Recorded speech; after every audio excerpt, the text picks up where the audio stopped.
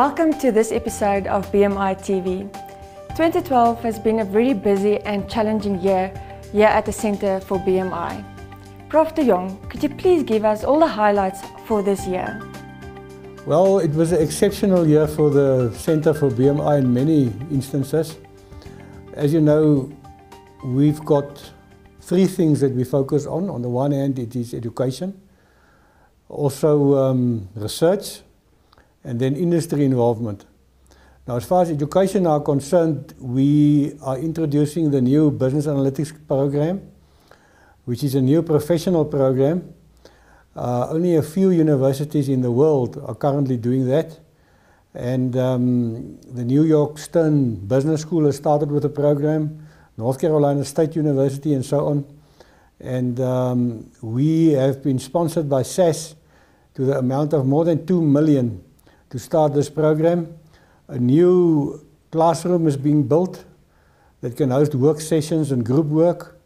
There's a new server that we're going to buy, and there's 25 new students coming onto this program in the master's program, which is a big plus for the university as far as master's degree training is concerned. As far as other things on the education front, the actuarial program are doing very well. We've submitted a application to get accreditation for the CA1 course, and as soon as we get that, we're in the position to offer associate actuarial fellowship. Also, we're still accredited with Premier for the risk program, and that is going very well. We are involved in Premier.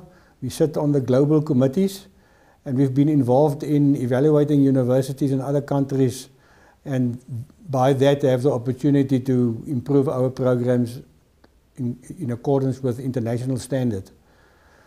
As far as research is concerned, it's even better.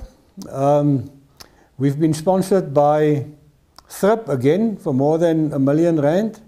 One of our researchers, Professor Mashele, has been nominated for the most promising black researcher of the Department of Trade and Industry, and we're very glad about that because he's heading up the THRIP program. Phillip, you have received an invitation to exhibit at the DTI Technology Awards Function 2012 in the category for Outstanding Black Researcher. Tell us more about this exhibition. All the people who were the finalists, they were invited to come and exhibit their projects to the grade 9s and grade 10s learners, and also to the entire public. So it's more about what you have done in the entire project so that everyone can know about it. Even the Minister of Trade and Industry came in the last day to come and look at what we have done. You were one of the nominees at the annual DTI Awards. For which project were you nominated? And tell us more about the project. The name or the title of my project is Enterprise-Wise Risk Management Industry Direct Research, or ERM Industry Direct Research in short. ERM is a process which is designed for managers, also for the board of directors, including everyone in the company, to manage the risk that can maybe affect the objectives that were set initially by the board of directors. On top of that, APSA has made an agreement with the Department of Science and Technology, the DST.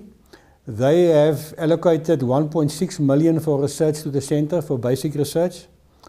We're still contracting the top statisticians in the country, mathematical statisticians like Professor Freek Lombard, ex-A-rated scientist, or I think he's still A-rated, or now he's B-rated scientist. Prof Henny Venter of the same caliber, and Tertius de Wet from University of Stellenbosch. So I think as far as the country is concerned, we've got the best researchers looking after our PhD students. At the prestige event, I'm not sure what the English word for the erkenningsfunksie is. Acknowledgement function, I guess. Two of our personnel were nominated. One is Mandie Geldenhuys, who is heading up the marketing and liaison division for her work that she's done with the students and the parents, and basically for keeping all the students off my door. And she did an excellent job, and she got a prize for that. And then also Phillip Mashele for being nominated as the most promising black researcher and for his contribution as far as the THRIP project is concerned. The Centre for BMI has decided to offer an MSc in BMI with specialization in business analytics, which will start in 2013. Can you give us more detail? Yes, we are very excited about this new master's degree. It's going to be a full-time program running in parallel with the current quantitative risk management program. And the aim will be to produce or to train analytics professionals that have the necessary skills to operate and analyze business problems in the current big data environment that we are sitting with. This year we actually received 50 different student projects, and we only had 21 students. So that means industry is really looking after the BMI students, and they want them to come and work for them. I did my industry-directed research project at Absa Life. It entailed modelling their mortality risk in two different ways. We were looking at the variability and the basic mortality risk, and also the catastrophe component of mortality risk.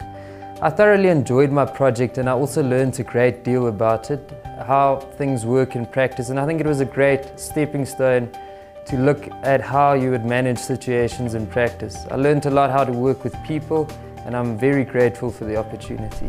I did my industry research directed project at Alexander Forbes in Pretoria for the insurance department. My project involved helping them with their rate-making process. Now, the rate-making process involves pricing insurance premiums. I helped them with their vehicle insurance premiums and modelling the components for windscreens and theft and hijacking. This project went very well. I got a lot of experience and a lot of insight into the business world. I truly believe that the master's project is a good stepping stone into the business community and gives you a lot of opportunities. I've asked Robert what is new in the actuarial program. I will start with talking about our 2011 graduates. We started off with our honours students, with 3 students getting 8 exemptions out of the available 8. The students' names are Hansie Besarene, Stein Krause and Mark Otto. And following on this, I will also give you an update on how our students are progressing in the actual professional examinations, and we specifically focus on Actual Society of South Africa examinations. In the April 2011 diet for the subject CA1, we had the following 2 students who passed it, myself Sia and Arya Snyman. In September, we had more students passing it. It was Stein Krause, who is actually a current student. There was Aliska Conradi, but now the name is Aliska van Niekerk, and Phillip Welgemoed. And in April this year, Hansie Besarene had also passed it. And I will also give you an indication of how students are progressing in this enterprise-wide risk management fellowship subject. We had 3 students and personnel passing it over the last year. In September 2011, my colleague Janet Lani passed it and Arya Snyman, and in April of this year, Michelle Versier passed it. I want to congratulate each and every person in the centre and all the students with their achievements. Enjoy your holiday, relax, and I'll see you all again in 2013 with the registrations.